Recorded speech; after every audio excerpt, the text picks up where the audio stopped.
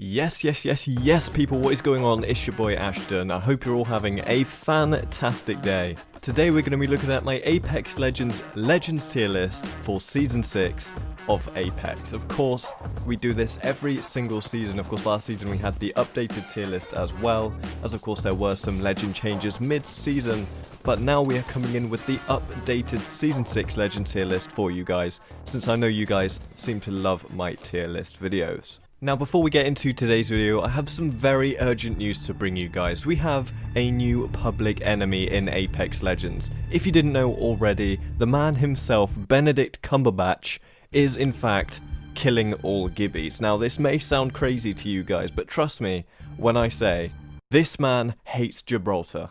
As you can see here, Mr. Crimplesnort is seen tying Gibraltar to a catapult, launching him into the atmosphere, and Gibraltar is just gone forever. I mean, look at him, he's floating out into oblivion. This is not okay. I mean, look, he's still going. Seriously. He won't stop. Unless you subscribe to the channel today, subscribe for more regular Apex Legends content from your boy, Save a Gibby.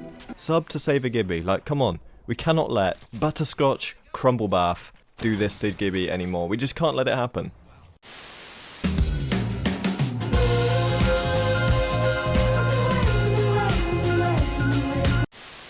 Starting off this tier list with F tier as always. Right at the bottom, we have one legend this time round. And guess what, guys? It's a new contender. It's not the same legend that has been in F tier every single time up until now. So, this time round in F tier, the legend we have as the worst legend in Apex Legends, for me, is Loba. Loba is a legend that has gradually gone down and down and down in my current ratings. And honestly, I think right now she is the worst she has ever been. She hasn't been nerfed and she hasn't been buffed, and I think honestly that is the main issue. Loba's tactical ability is not the worst ability in the game. Being able to throw a bracelet and have good movement like that is something that a lot of characters lack, and is definitely a strong point of her character, but I would say that that is the only strong point of her character. The passive ability of seeing purple and gold items through the walls is pretty useless for the most part. I'd say a lot of players just know where the loot spawns are anyway, and honestly it all comes down to RNG most of the time. If you see a purple when you land halfway across the map, chances are someone else is going to get there first anyway. And the fact that her ultimate receives the smallest amount of a boost from an ultimate accelerant is a huge down point. I don't exactly know why the devs decided that this ult is so powerful that it needs to have the smallest amount of charge from an ultimate accelerant. Like, surely it's not that strong. It's only 2 pieces of loot you can grab from it. It's really not that strong. While I don't think Loba's abilities are outright terrible, I just think other legends outshine her in pretty much every way, so for that reason she is at the bottom of the tier list. I'm really sorry, Loba mains, but in my opinion, that's just true. Moving on though up into the D tier, because boys, you know, we don't mess with no E tier in this channel. We go straight to D tier in our tier lists, and in this tier we have one more legend again.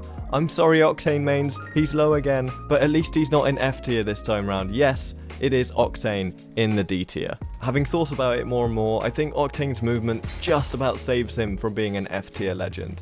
That being said, his abilities are super weak in my opinion. The speed boost is nice, but at the cost of your own health, yeah, it's not really a payoff I'm personally willing to pay. And the jump pad for me is not much of a team utility. You can use it to get onto certain high points, which is nice, but a lot of characters can just climb up there, and Pathfinder Zip is much more of a utility as well. Loba has her bracelet, even though she's in F tier. You know, a lot of legends have ways of getting high ground now, and I just don't think the jump pad is the best way of doing it. The double jump ability on the jump pad was underwhelming to say the least, and honestly I just don't think Octane has had enough of a buff to send him any higher than D tier. So he's saved, he's not quite F tier, but in my opinion he's very close. I've put him in the D tier and I honestly believe this is where he belongs. On and up into C tier now. We have 2 legends in this tier this time around. We have Mirage and Rampart. Mirage for me is a legend which, although was buffed in Season 5, and I'd say to good effect, I'd say his buff was pretty effective and the new abilities they gave him are really nice, they're still not it for me. There are legends in Apex Legends which have very imposing and game-changing abilities, which we're going to talk about later on down the line, and Mirage is certainly not one of those legends. All of his abilities rely on gun skill from the user because they are only there to aid that person in not being detected or causing a confusion or causing problems basically, to allow that person to then shoot their opponent, which again just relies on the person using Mirage to be actually good with their weapon.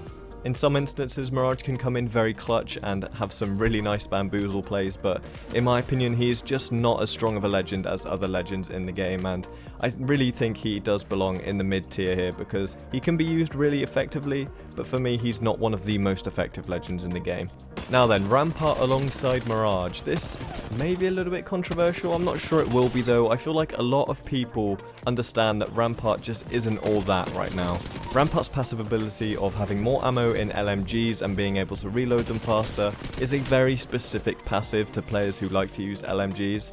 Personally, I'm not one of those players, which is why that lowers Rampart in that department for me, but it's quite a strong ability. I think it's quite nice for those players. The amped walls are Rampart's saving grace. They're actually pretty good. They can be used to block doors, although you can climb over them. They definitely cause a nuisance, and obviously when you shoot through them on the correct side, it's going to boost your damage output, which is really nice. Although I would say Rampart's kit in general, with the minigun, the walls, and of course this LMG passive ability, does promote camping, and that for me isn't the type of playstyle you want to be adopting whilst playing Apex Legends. Sheila for me is very underwhelming as an ultimate, as it relies so heavily on placement and patience. I don't really want to be sat around on the minigun waiting for someone to walk around a corner, and chances are I want to have it spun up so that laser sight's going to give me away. People are going to know where I am. This for me is just not a very good ultimate ability. The idea for Rampart is certainly a very cool one, and the amped walls have worked out pretty well.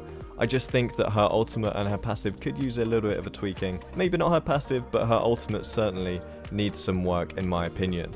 Up into the B tier now guys, we have a lot of legends in this tier. Some of your favourite legends in this tier in fact. This time around in the B tier we have Crypto, Bangalore and Watson. Crypto is probably the most controversial pick to put down in B tier rather than up in A or S tier because he is very meta at this current time, and I can see why. He's very strong, especially with the recent changes they made to his drone. I think for me what cements Crypto as a B tier legend rather than one of those really high tier legends is that he has no abilities outside of his drone. I think the perfect fix for this would be making it so that he can see how many squads are in the surrounding area whilst he's outside of his drone. If you're inside his drone and you look up at a banner, you can see how many squads are in the area, and if they just changed this ability so that he didn't have to be in his drone to see this, it would make Crypto such a better character.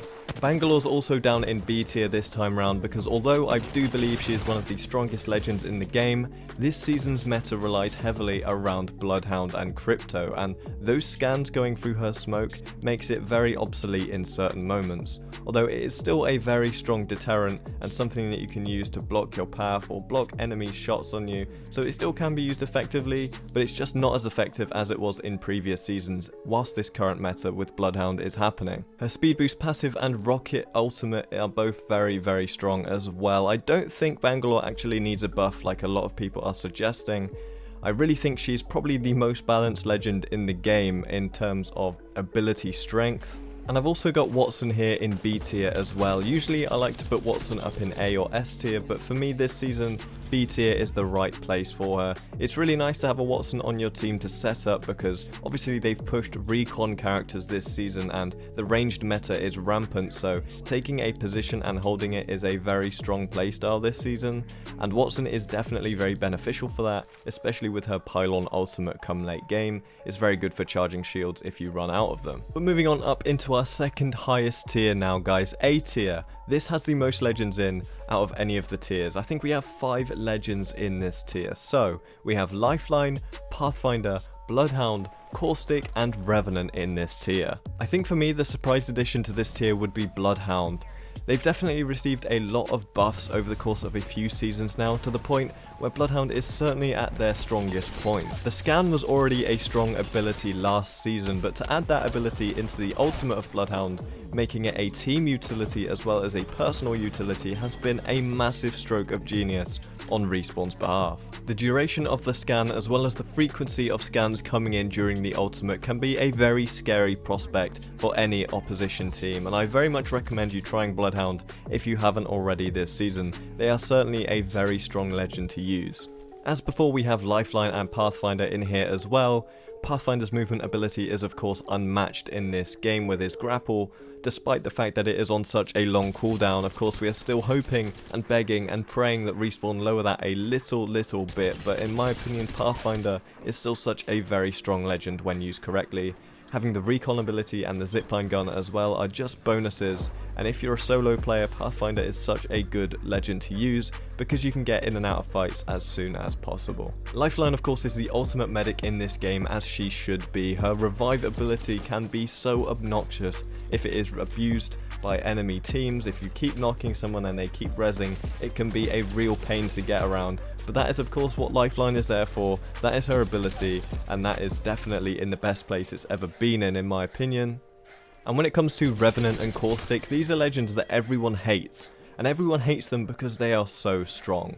Caustic of course is the best defensive legend in the game, but can also be used offensively when partnered up with a Revenant, and Revenant has the most imposing ultimate in the game without any shadow of a doubt. Pun intended. Having the option to give your team an entire free 100 HP send, knowing that you'll go back to the totem with full shields and 50 HP and be able to resend as soon as possible, is just an unbelievably strong ability. In my opinion, it's too strong and needs to be reworked out of the game, but that's neither here nor there for this video. In this tier list, he becomes up in A tier, and honestly should probably be in S tier because this is the most imposing and strong ability in the game. But to finish off, as always guys, up in S tier we have the same two legends as always. You knew it was coming, I knew it was coming. It's Wraith, and it's Gibraltar. When he's not launched into space, but yeah, Gibraltar and Wraith, the strongest two legends in the game. They always have been, and in my opinion, they probably always will be. Now, why is Wraith up here? Do I really need to tell you? It's because she has the best hitbox in the game, has some pretty nice movement abilities as well because of course she is so small and nimble. She also has the phase ability, which is super fast now. It has the little speed boost, makes you go faster. You have 4 seconds in the phase now instead of 3, although it does take a little bit longer to actually initiate the phase sequence, and the portal is as strong as ever despite the fact that they lowered the distance it covers to 75 meters, and now it takes 3.5 minutes, yes 3.5 minutes to charge a portal. That's longer than Revenant's Totem and Crypto's EMP. Like, huh? Gibby's up here because he's Gibby. He's super strong, the best tank character in the game, especially with his arm shield giving him that extra 50 HP. He's definitely a big target, but when played correctly from the correct distances, he can feel almost impossible to kill, especially when he has a good team around him. His combination of abilities being the arm shield, the bubble, the fast res, the fast heal, and the bombardment as well. Those are some incredibly strong abilities, not to mention the fact that of course he's fortified because he's such a big hitbox.